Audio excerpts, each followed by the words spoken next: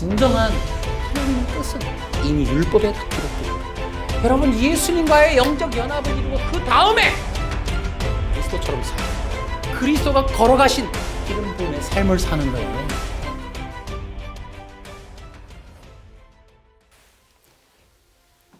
오늘 성경 신학적 율법 이야기 두 번째 우리가 시즌 2 여덟 번째 내용을 하고 있습니다.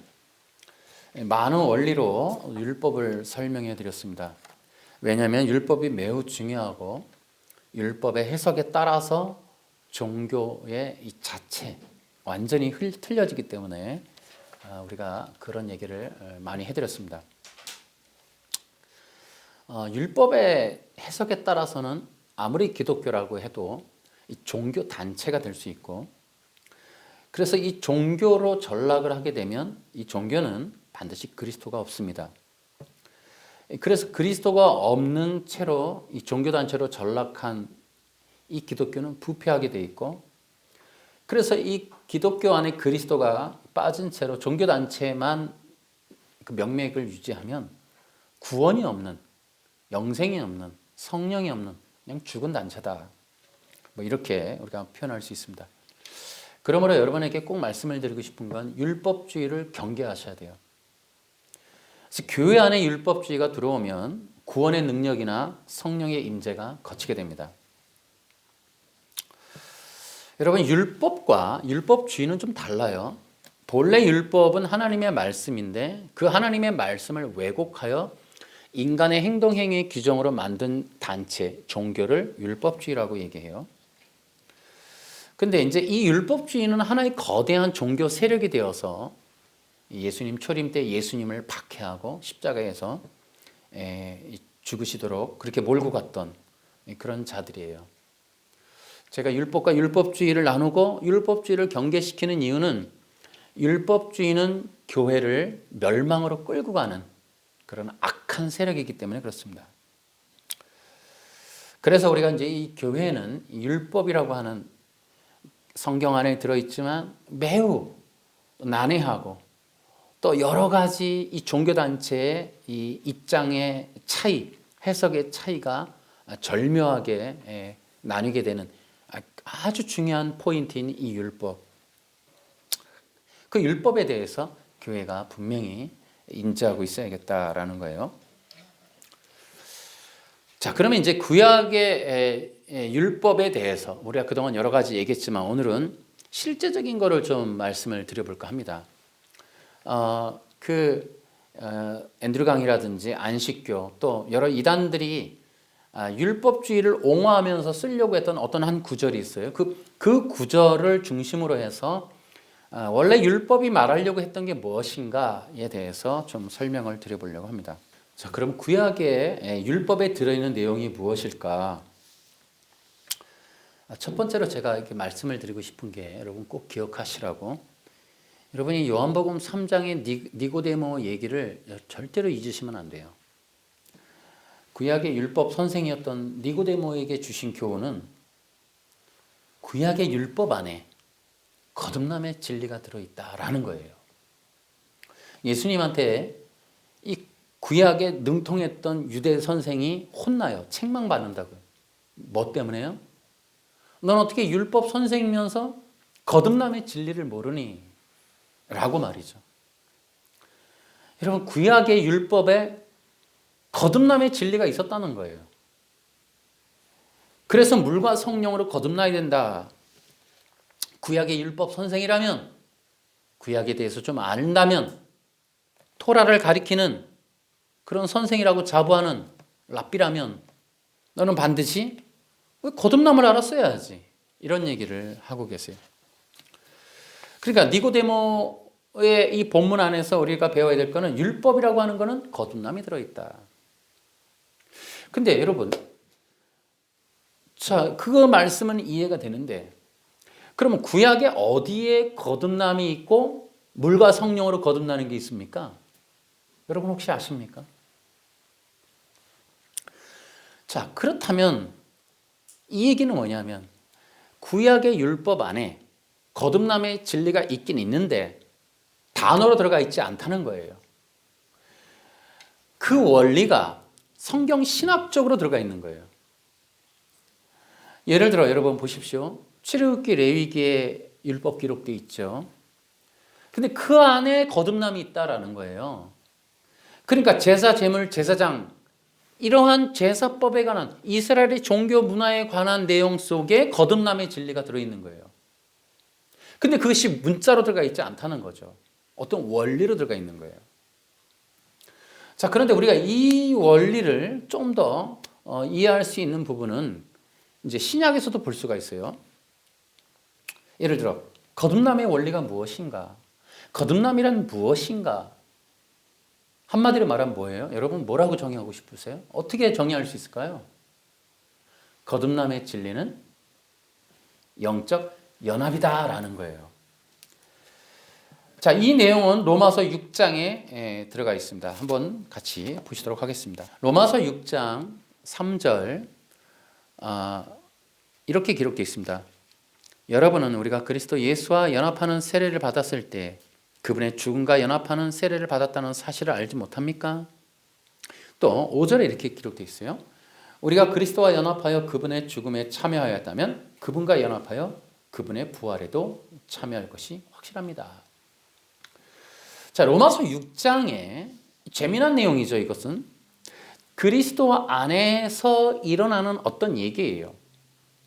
이게 뭐냐면 믿는다라고 하는 것은 예수님의 십자가에서 함께 죽고 함께 부활한다. 이런 내용이란 말이에요. 그러니까 이 내용이 또한 거듭남이에요. 거듭남이란 뭐냐? 예수님과 함께 죽고 함께 살아나는 것. 그리스도와 연합하는 것. 이것이 거듭남이에요. 그러니까 예수님과 함께 죽고 함께 살아나는 것. 그게 바로 다시 태어난다. 그래서 어머니 뱃속에 들어가는 게 아니라 예수님과 함께 십자가에 죽고 그리고 예수님이 십자가에서 부활할 때 함께 부활하는 것. 자, 그런데 여러분 우리가 예수님 지금 2000년 전에 그분과 어떻게 함께 죽어요? 안 되죠. 우리는 여기서 영적으로 죽는 거예요. 영적으로. 그 영적으로 어떻게 죽어요? 믿음으로 연합하는 거예요. 믿음으로. 내가 예수님을 믿는다 하는 것이 그 믿음의 고백과 함께 우리는 그 예수님의 십자가의 죽으심에 영적으로 동참하게 된다라는 거예요. 그런데 이 내용을 사도 바울이 만든 게 아니라 이 말이죠. 이것이 구약 율법에 들어있다는 거예요. 자, 그러면 로마서 6장에 들어있는 것과 같은 이 내용의 구약이 어디에 있는가? 바로 제사 제도에 있다는 거죠. 이 제사 제도에 보면은 어떤 죄를 지은 자가 어린 양을 갖고 오죠. 그리고서는 번제단에 묶어서 또 거기서 번제단에서 잘라서 올려요. 그러면서 뭐라고 기도해요? 하나님, 죄는 내가 졌는데 이 양을 네 대신 번제물로 드리오니 이 양의 피를 보시고 나의 죄를 받으시고 내가 죽은 걸로 여기시고 나를 살려주시옵소서. 그래서 그 양이 죽어요. 그런데 그 사람이 죽은 걸로 쳐요. 자, 이것이 뭐예요? 이 원리가 영적인 연합이라는 거예요. 그래서 영적인 연합에서 이렇게 기도하고 하는 거를 뭐라 그래요? 전가, impartation, 전이. 내 죄를 어린 양에게 넘기는 것. 그리고 어린 양이 하나님 앞에 흠양됐을 때 내가 성령 안에서 다시 태어난다 하는 그러한 이 양과 번제자의 이 영적인 연합의 관계를 바로 이것을 impartation이라고 하는 거예요. 이 내용이 제물과 제사자의 영적인 연합, 이것이 바로 거듭남이에요. 거듭남. 거기서 죽고 그 자리에서 하나님의 셰카이나 때 그 제사자가 나는 살았다 하나님 앞에서 의로움을 얻게 되는 그것이 바로 구약에 기록된 이 영적 연합의 진리입니다. 그러니까 이것은 예수님을 통한 완전한 복음의 그림자예요. 그러니까 우리는 이렇게 얘기할 수 있어요. 구약의 율법에 게시된 복음이 뭐냐 하면 그것은 그리스도와의 영적 연합이다. 이렇게 볼 수가 있어요. 그 그 그리스도와의 영적 연합에 대한 이 진리를 요한복음 3장에서 예수님이 뭐라고 표현했다고요? 거듭남이다 라고 표현한 거예요. 그리고 그 내용을 그 복음의, 그 율법의 놀라운 이 그리스도의 복음의 비밀의 놀라운 내용을 사도 바울은 이 로마서에서 십자가에서 죽고 부활하는 이 믿음의 원리로 설명을 하고 있는 것입니다. 여러분, 하나님이 원하시는 인간의 구원의 율법이 뭐라고 이해하셨습니까? 이제 영적 연합이에요. 그러니까 하나님이 율법으로 세워서, 하나님의 영원한 율법으로 세워서 인간 세상 속에 계시한 그 말씀은 무슨 뜻이냐? 그리스도와의 영적 연합. 그것이 복음의 내용이에요. 그러니까 죄인된 인간이 구원받을 수 있는 유일한 길, 그것은 영적 연합이다. 이렇게 볼 수 있어요. 육체이며 먼지인 인간이 영적인 몸, 부활의 몸, 영생을 얻는 유일한 방법이 뭐냐? 영원한 생명 되신 그리스도와 영적으로 연합되는 것밖에 없다라는 거예요. 자, 여러분, 그런데 우리가 한번 생각해 봐야 돼요.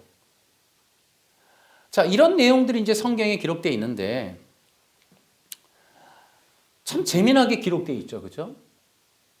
여러분, 성경이 어려운 이유가 무엇인고 하면은 이러한 하나님이 말씀하고자 하는 어떤 뜻들이 문자로 기록되어 있지 않다는 거예요. 이것이 문자를 넘어서서 복음으로 기록되어 있고 또 히브리어를 통해서 영적인 원리로 기록되어 있다는 거예요. 그래서 우리가 성경을 한 번에 이해하기가 어려워요. 그래서 성경을 이해하지 못하는 이유를 우리는 두 가지로 볼 수 있어요. 정리해 보면, 첫째는 문자적인 해석을 하기 때문에 어려워요. 또 하나는 인위적 해석. 우리 뜻대로 그 순간순간 짝맞추기나 비유풀이나 단어풀이나 뭐 이런 걸로 하기 때문에 어려워요. 참고로 말씀을 드리면, 우리가 이제 헬라어, 히브리어 이런 거를 해요.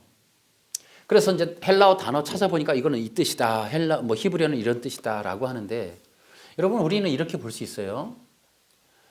만일 이 헬라어, 히브리어를 통해서 우리가 어떤 뜻들을 알 수 있다면, 여러분, 우리보다 먼저 지금 유태인들이 다 예수 믿었을 거예요. 아니, 히브리어를 본국어로 쓰고 있는 사람들이 더 유리하지 않겠습니까? 그런데 그렇지 않았어요. 바울조차도 히브리어를 통해서 배운 게 아니에요. 그리스도의 비밀을 성령, 하나님의 계시로 알았다 그랬어요. 그러니까 단순히 우리가 어떤 단어의 뜻을 안다고 성경을 이해하는 건 아니에요. 굉장히 중요한 얘기예요. 그러면 우리는 모르게 될까? 아니에요. 우리도 그 뜻을 어느 정도 알 수 있어요. 왜요? 사도 바울이 해놨으니까. 그러면 사도 바울이 무엇을 해놨냐면 성경을 그리스도 중심적인 성경 신학으로 정리를 해놨어요. 그러니까 우리도 그렇게 하면 돼요. 그러니까 성경을 올바로 해석하는 가장 쉽고 간단하고 가장 안전한 방법은 그리스도 중심적인 성경 해석을 하면 돼요. 근데 이제 이것이 이제 안 되는 이유는 그 인간의 죄 때문에 그래요. 다른 이단들이나 여러 단체들도 바로 그런 인간의 욕심, 내가 신이 되고 내가 예배자가 아닌 경배를 받고 싶고 하는 인간의 죄 때문에 이러한 기본적인 성경의 원리대로 가는 것이 어려운 거예요. 여러분, 쉽게 얘기해서 이단들이 예수님 믿고 구원받는다고 얘기합니까? 안 그래요. 간단한 복음인조차도 거부한다고요. 그렇게 해놓으면 자기가 경배를 못 받고 자기에게로 사람이 안 오잖아요. 그러니까 우리는 성경에 있는 걸 진짜 보고 싶으면 그리스도로 보면 돼요. 그리스도이신 예수님 중심으로 성경을 보면 돼요. 욕심이 있기 때문에 우리가 그 본래의 본질의 내용들을 놓치는 거예요.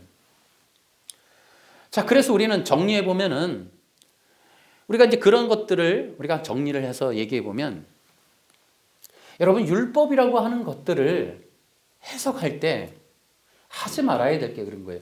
문자적인 방법으로만 고집하면 안 된다. 물론 문자 속에 하나님의 뜻을 넣는 건 사실이지만 문자 겉으로 드러난 그 단어 중심적인 해석은 그 속에 들어있는 본질을 이해하기는 어렵다라는 거예요. 예를 들어 우리가 금방 앞에서 얘기했던 대로 여러분 영적 연합은 문자적으로는 도저히 이해할 수 없는 진리예요. 자, 사도 바울이 지금 로마서 얘기했잖아요.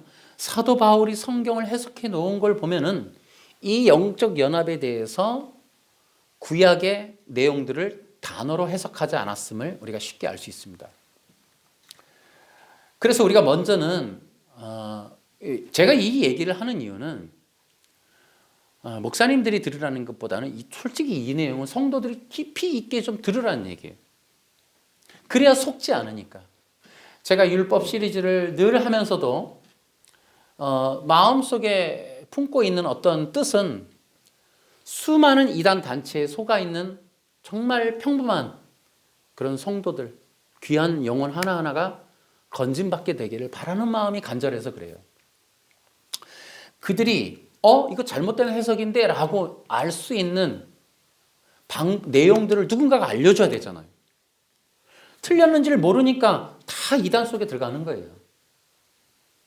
성경을 해석할 때 짝 맞추기 하는 듯이 이렇게 단어 중심으로 보는 거를 여러분 딱 들으면 이거 이렇게 하면 안 되는데 라고 하세요. 그리고 비유풀이나 문자풀이 구약의 떡이라 그러면 말씀의 집이요 뭐 이런 식으로 푸는 거 전부 여러분 이렇게 하면 안 된다고 이해하셔야 돼요. 그래서 여러분 철저하게 이 생각을 하셔야 돼요. 문자적인 해석을 넘어서야 한다. 여러분 문자적인 해석을 고집하거나 예를 들어 꿈꾸는 자가 오는도다 이런 것도 여러분 꿈을 꾸세요. 성공하세요. 뭐 이런 얘기로 가는 것. 또 아까도 얘기했듯이 비유풀이를 한다든지 단어풀이를 한다든지 이런 것들을 여러분 하는 걸 보면은 이건 아닌데 이런 생각을 하시라고. 여러분 문자적인 해석은 반드시 여러분 율법주의화되는 종교인들의 특징이에요. 그들의 특징은 또 있어요. 성경을 문자적이고 인위적인 해석을 한다. 또 하나가 있습니다. 여러분 우리는 좀 생각의 지평을 좀 넓혀야 돼요. 다시 말하면 여러분이 가지고 있는 개역 성경 있잖아요. 개역 한글 성경. 이걸 좀 벗어나야 돼요. 이 속에서는 굉장히 제한된 뜻이 이해하기 어렵게 돼 있는 게 너무 많아요. 지금 우리 한국이 얼마나 발달했어요. 정말 기독교 서점 나가면은 동네마다 그래도 이 시마다 뭐 군마다 하나씩은 있어요. 가보면 성경도 얼마나 많아요. 종류별로. 쉬운 성경도 있고 우리말 성경, 표준어 성경, 현대어 성경 이게 굉장히 많단 말이에요. 그런 것들도 하나씩 사서 같이 옆에다 놓고 보시면 이 성경의 뜻을 이해하는 데 되게 도움이 된단 말이에요. 거기다가 성경 사전이나 하나 더 갖다 놓으면 더 좋죠. 이게 기본적으로 성도들이 그렇게 해야 돼요. 근데 너무 개역 성경, 한글 성경만 여러분 이렇게 고집하는 것도 위험해요. 어떤 목사님들은 성경 한 글자 이것도 완전 축자 영감설이라 그래. 이거 뭐 그런 걸 해갖고 한 글자 한 글자도 중요하다 뭐 이렇게 보는데 여러분 한글은 번역이에요. 번역. 이 성경이 원어가 아니 이게 원본이 아니라고. 원본이 번역한 거예요. 번역한 거. 축자 영감설은 원어를 얘기하는 거예요. 우리 한글 성경을 얘기하는 게 아니고 뭐 성경 암송하는데 이거 뭐 끝에 자 하나 안 했다고 그렇게 하는 수 있냐 이렇게 아니 그 번역한 거라니까요. 그래서 우리가 고치잖아요. 옛날 고어체로 돼 있기 때문에 그리 맛이 없어서 그러면 원어에 예수님이 그리 맛이 없어서 이렇게 했을까 봐요. 그런 게 아니라니까요. 이제 그런 것들을 좀 우리가 이제 깨야 된다. 그렇지 않으면 여러분 신천지하고 안식교는 특히 앤드류 강 철저하게 개역 한글 성경을 중심으로 전부 문자 해석을 하고 있어요. 다 가짜라니까요. 앤드류 강 불쌍한 사람이에요. 이 단어 짝 맞추게 하고 있다고요.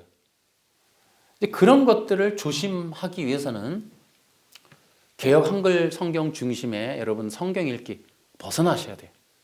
좀 자유롭게 다양한 성경 번역본을 참고해라. 뭐 영어 성경 읽기까지 어려우니까 일단 쉬운 성경, 표준어, 우리말 이런 것도 좀 참고했으면 좋겠다라는 거예요. 두 번째로 이제 요한의 이제 이 성경 해석을 잠깐 살펴볼게요.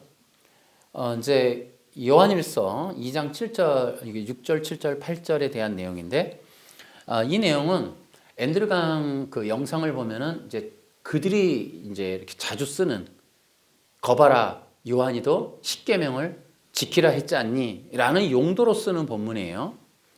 근데 여러분이 이제 개역 성경을 주로 많이 보실 텐데 제가 이 화면에 이제 쉬운 성경을 좀 띄워드릴게요. 요한일서 2장 6, 7, 8절을 띄워드리겠습니다. 그러니 여러분들 갖고 계신 이 개역 한글 성경과 좀 비교해 보세요. 특히 6절 같은 경우는 굉장히 많이 틀리다라는 것을 여러분이 쉽게 이해하실 수가 있습니다. 자, 이 본문은 의외로 이제 그런데 이 이단들이 쓸 수 있는 본문이 아니에요.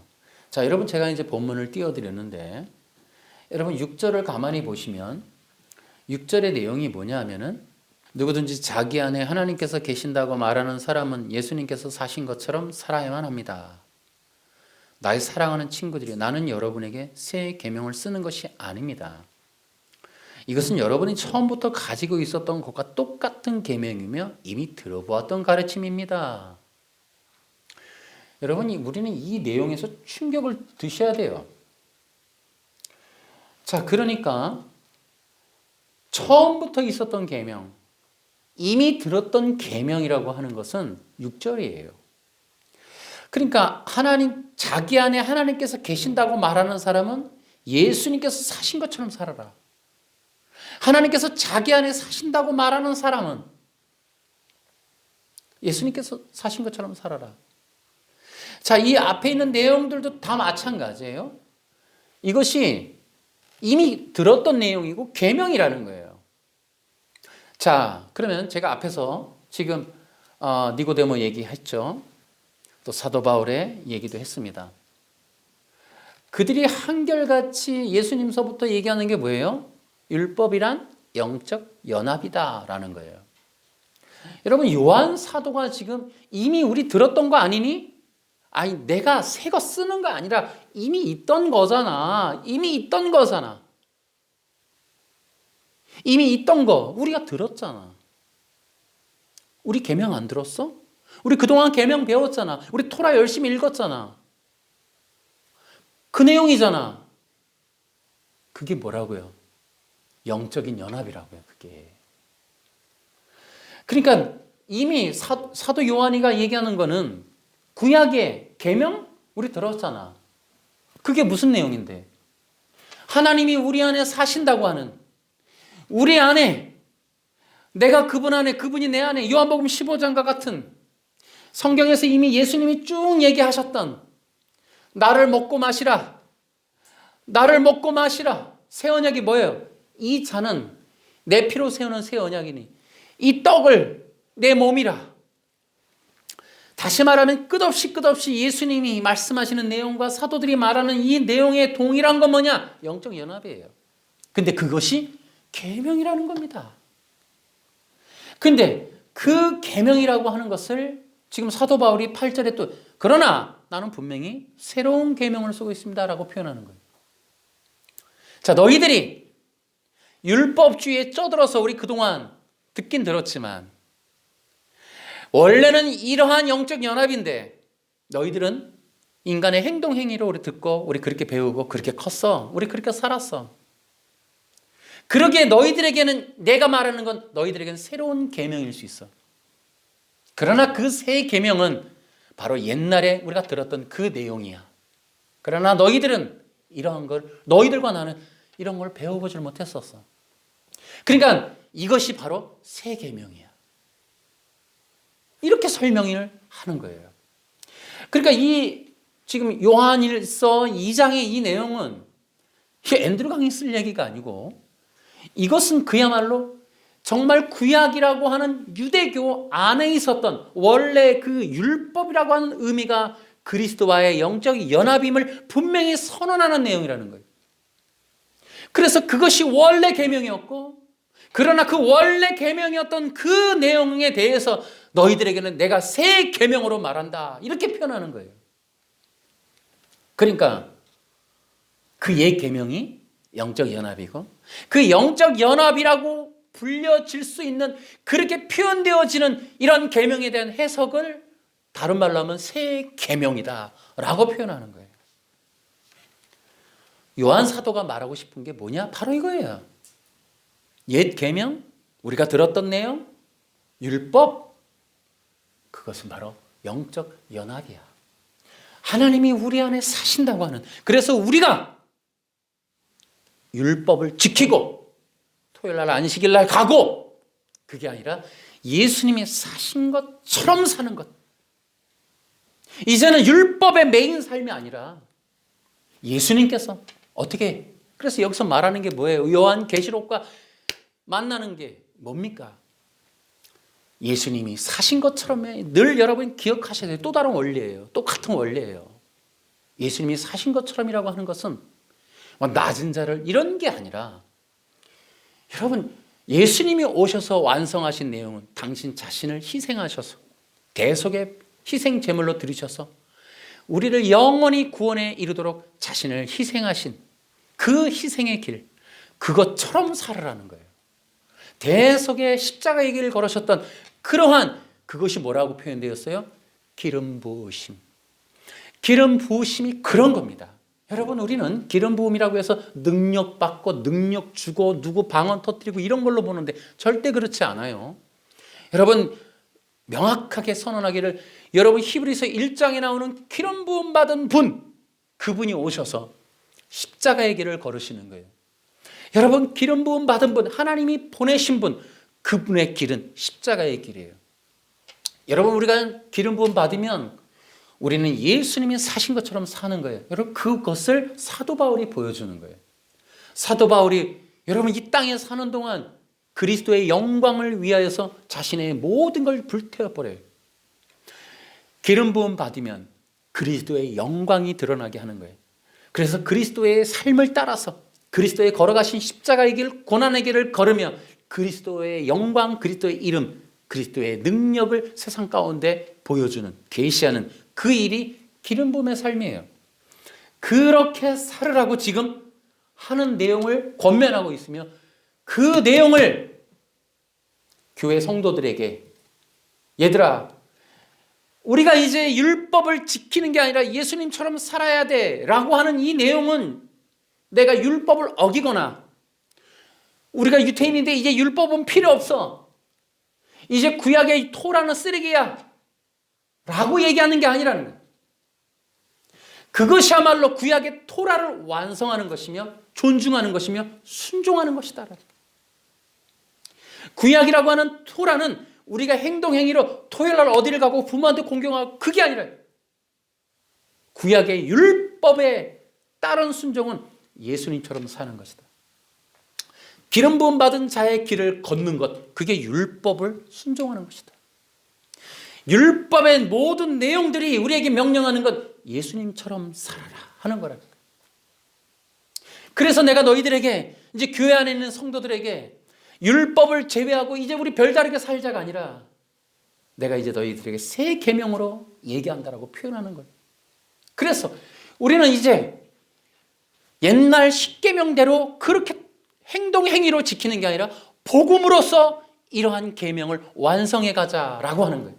복음으로써 이 율법, 하나님의 영원하신 첫 율법의 목적을 이루며 그 뜻에 순종하자라는 거예요. 그것이 이 시대적인 그 당대 요한의 시대 교회에게는 새 계명으로서의 어떤 의미가 주어진다 이 말이죠. 여러분 언약이라고 하는 게 있습니다. 언약신학, 이 성경신학에는 언약신학이 있어요. 이 언약은 옛 언약과 새 언약이 있죠. 이 내용 가지고 이단들이 꽤 많습니다. 여러분 옛 언약의 한계는 인간의 마음 때문에 이 언약이 이루어질 수 없다라는 거예요. 새 언약이 뭐예요? 새 마음, 새 영이 부어지는 거예요. 그리고 그 하나님의 마음에 법이 새겨지는 거예요. 그거 외에는 이 언약이 성취될 수 있는 길이 없다라는 거예요. 자, 또 하나가 있어요. 여러분 십계명이라고 들어보셨죠? 자, 이것의 히브리어는 케투바입니다. 이 케투바는 정혼 계약서예요. 시내산 언약에서 이스라엘 백성이 하나님과 맺은 출애굽기 19장의 내용은 케투바예요. 그러니까 이 십계명이라고 하는 것은 인간의 행동 행위 이전에 케투바 정혼 계약서예요. 다시 말하면 이스라엘과 하나님은 정혼한 사이예요. 그 정혼한 사이이기 때문에 이스라엘에게 하나님은 남편이 됩니다. 호세아를 통해서 보여주는 그 내용이 뭐예요? 아내 역할을 한 신부 역할을 해야 할 이스라엘 백성이 다른 남편에게 이 뜻을 두고 바람피는 역할, 그래서 고멜이라고 하는 여자를 통하여 이스라엘의 그러한 우상 숭배를 비난하는, 책망하는 걸 얘기하고 있죠. 그 내용이 요한복음 4장의 수가성의 여인의 내용과 연결이 됩니다. 자, 여러분 다시 한번 얘기하지만 정혼계약서는 뭐냐면 영원한 영적인 연합을 의미하는 거예요. 그러니까 십계명이라고 하는 게 원래 어디서부터 내가 너희들에게 원래 있었던 내용이다 라고 하느냐면 케투바에서부터 비롯되는 거예요. 그러니까 요한 사도는 없는 얘기하는 게 아니라 이스라엘 백성이 시내산에서 하나님과 맺은 언약을 통하여 그 백성에게 주어진 하나님의 뜻이 너희들은 나와의 영원한 영적인 연합의 관계야 라고 하는 내용이었다는 것을 설명하는 것이 바로 사도 바울의 얘기예요. 그걸 강조하는 거예요.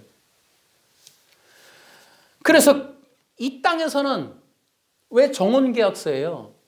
아직 영원한 하나님 나라에서의 완전한 결합이 아닌 이 땅에서 아직 육체를 갖고 있는 우리가 기다리는 거예요.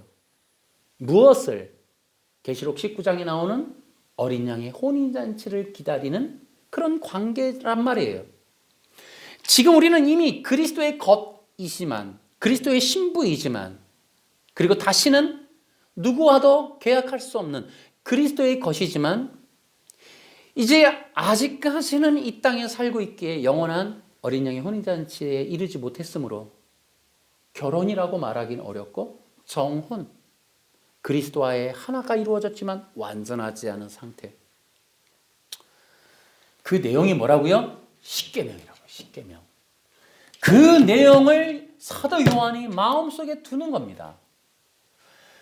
그래서 원래 계명이라고 하는 것은 얘들아, 우리가 예수님 때 명백하게 지적받았던 바리새인들, 사람의 전통으로 율법의 원래 뜻을 가리고 있던 것 때문에 우리는 본래 율법이라고 하는 의미에 대해서 들어보지 못했지만 우리는 이미 들었던 내용들이야. 그래서 우리 이스라엘 백성은 십계명을 통하여 여호와 곧 그리스도와의 영원한 영적인 혼인관계의 백성임을 우리는 기억하고 그분을 추구하며 기대하며 고대하며 기다리며 살아야 됐었는데 우리가 그것을 못했다. 그래서 십계명이 보여주는 건 뭐냐? 토요일날 교회 가라는 얘기가 아니라 그리스도와의 영원한 연합을 기다린다라는 거예요. 십계명은 영원한 완전한 혼인을 의미한다라는 거예요. 언약 신학 속에 들어있는 게 뭐예요? 바로 영적인 연합이에요. 성령이 우리 안에 새 마음 새 법을 줘 그리스도와의 영적인 연합을 추구하게 하고 또 이 십계명이라는 것 자체가 우리로 하여금 그리스도와의 영적인 연합을 의미하게 하는 거예요. 그래서 십계명은 정혼 계약서이며 그리스도와의 영적 연합을 위한 진리다라고 볼 수 있습니다.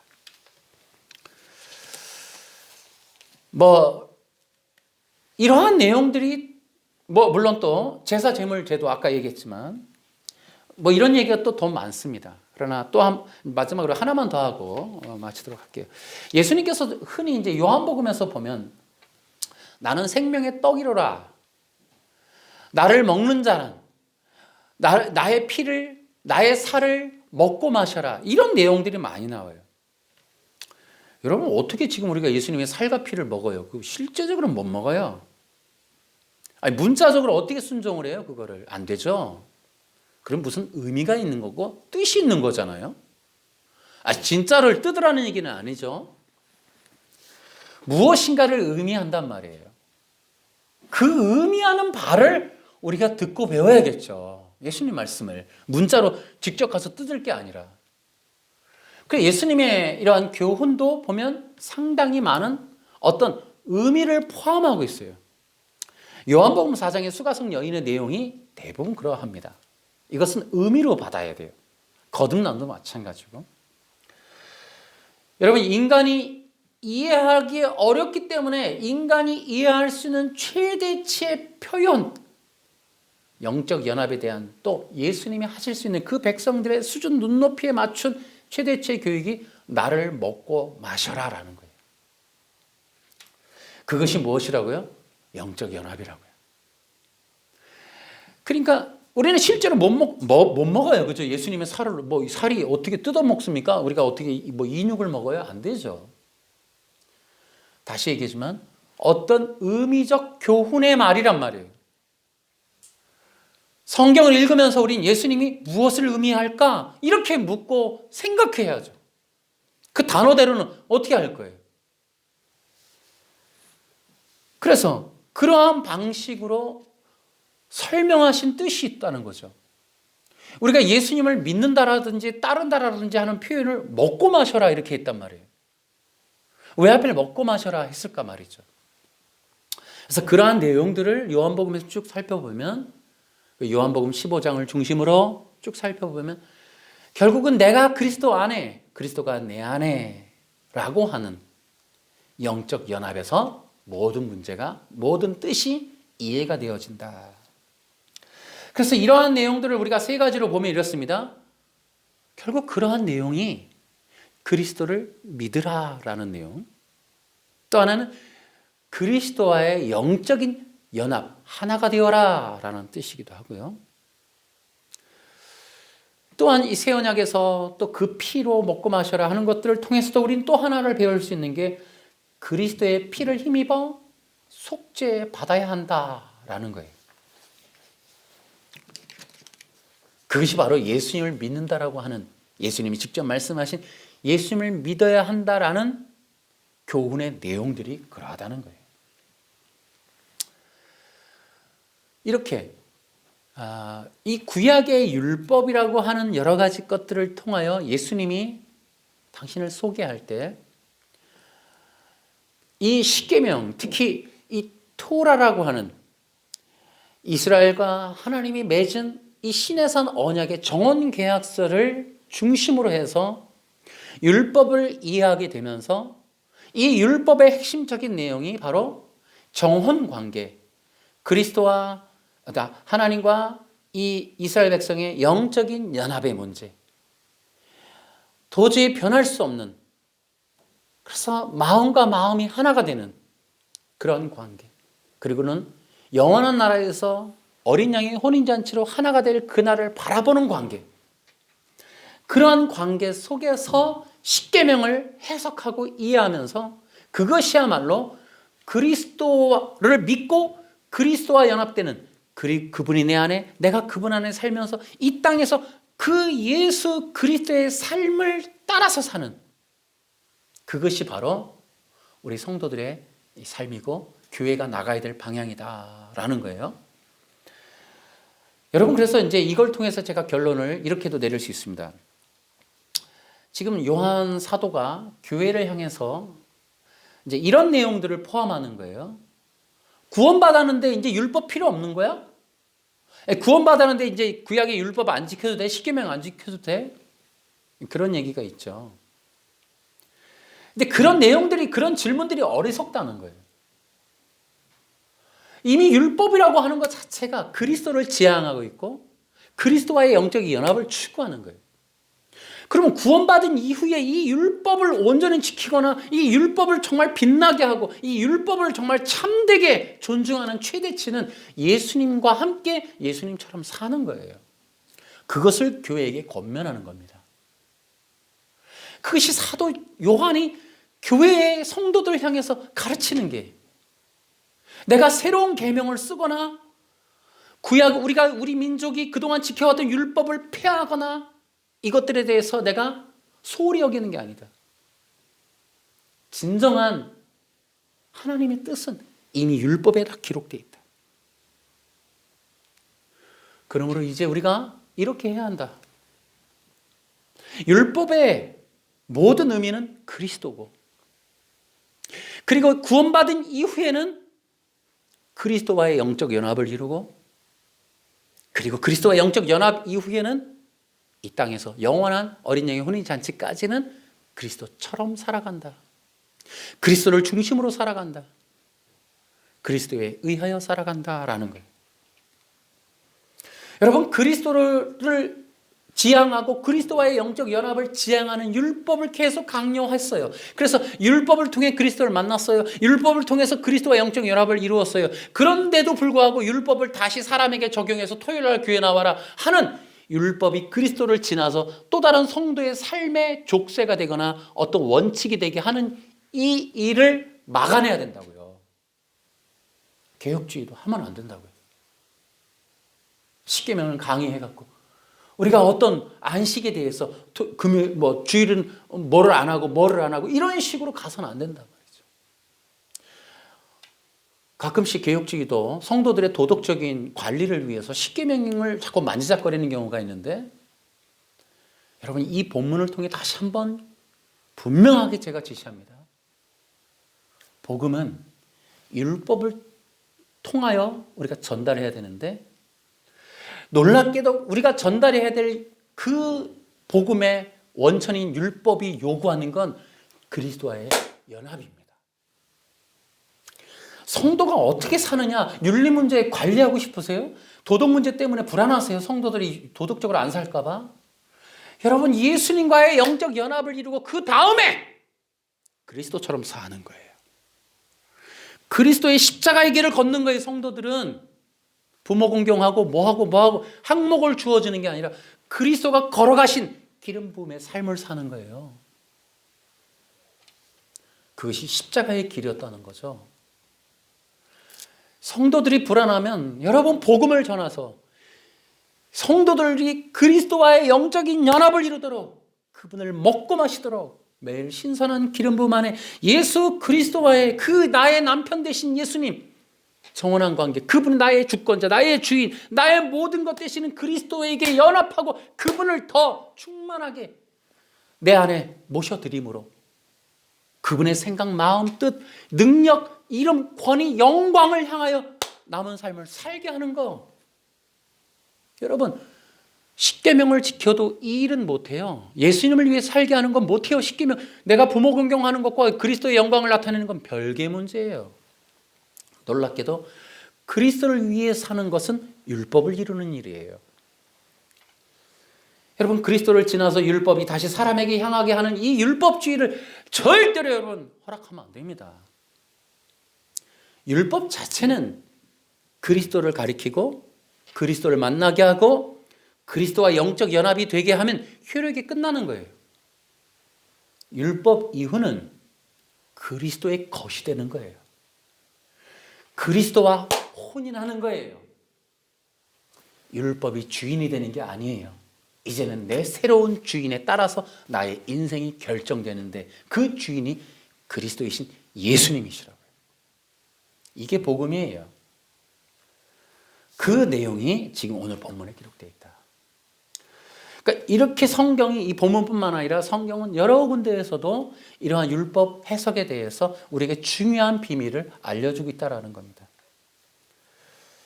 여러분, 그러기 위해서 율법주의에 따라서 문자적 해석, 인위적 해석 이걸 분별하시고, 여러분, 율법주의가 진행하는 그리스도 없는 인본적 사람 잘되기 신앙, 여러분 이 길을 떠나셔야 돼요. 가장 무서운 율법주의의 문제는 율법을 행동행위의 규칙으로 지금도 지켜라 라고 하는 이 악한 사탄의 이 전략, 이 함정, 여기에 빠지시면 안 된다.